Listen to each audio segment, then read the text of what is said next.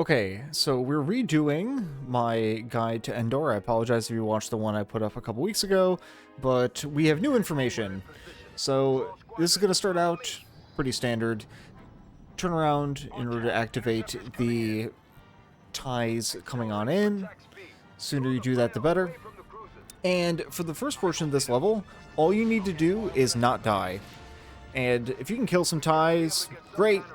Not strictly necessary, because we're going to be killing most of the ties with our movement. For example, like this.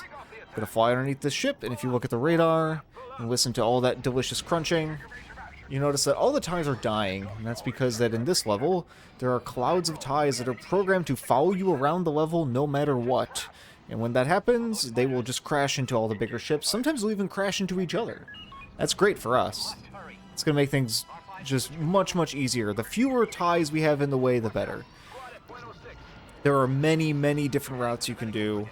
This particular run was recorded when I was doing a bit of an IL grind, and I was kind of tired of just playing it safe, and so I started flying around and shooting stuff. But I think it's also a good illustration that there's not 100% a right or wrong way to go about the first phase of Endor. Just don't crash and die. And you'll notice I'll start to make some passes here in order to get those swarms of ties to follow me. All fair game. The most important thing is that when we get to the right time, we can hear that by the music, that we head on over to take out the bombers using a manipulation to get us exactly where we want to be. Orders, Red Leader. Keep on those fighters. Heading for the fighter. The way that works is we're going to position ourselves to hit the end of the map, which forces us to turn around, and we're going to spawn in right behind the bombers as they pop in. And as soon as I get to this part of the music, I'm like, well, time to start heading on over.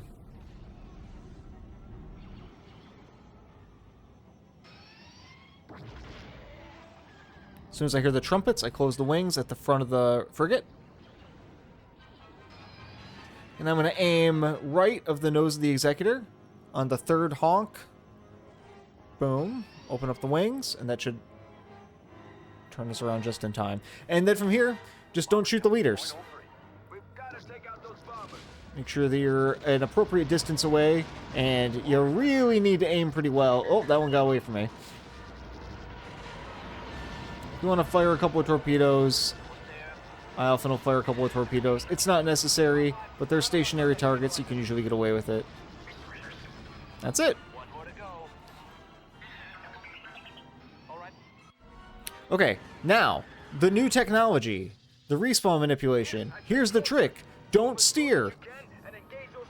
Just fly right at them. You'll notice that I adjusted my aim to be a little bit lower, so I'll be even with the bridge, and I just a tiny bit to the left. Just put the targeting computer over the left generator. You don't have to do that. It helps a little bit, just in terms of cutting down the amount of steering you have to do as you get closer. Don't do anything fancy. Just pitch the nose down and fly at the Star Destroyer. That's all you got to do. And then the quick kill here is fly directly at the bridge. You can open the wings if you want, but the fastest thing to do is just hit it. Now this is going to adjust our respawn to be in front of the left one. You're going to want to adjust a little bit to the right and pitch the nose a little bit up because the Star Destroyer is still flying at you. And so at that point, you're going to want to have to make the necessary adjustment to pop that one right in the bridge. And that's it. At this point, all you got to do is not die because you don't have any spare lives. We're just killing time. I don't really need to show you the rest of this, but this is a tied IL record at the time. I believe this is a 508 on a day that I got 6 of them, which is a little bit frustrating because at the time of recording, that is the record that I tied 6 times in one day.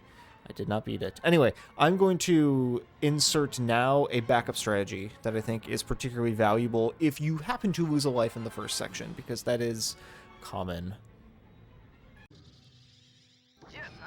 If you lose 2 lives, that's really bad. But if you lose 1 life, it's really not that bad.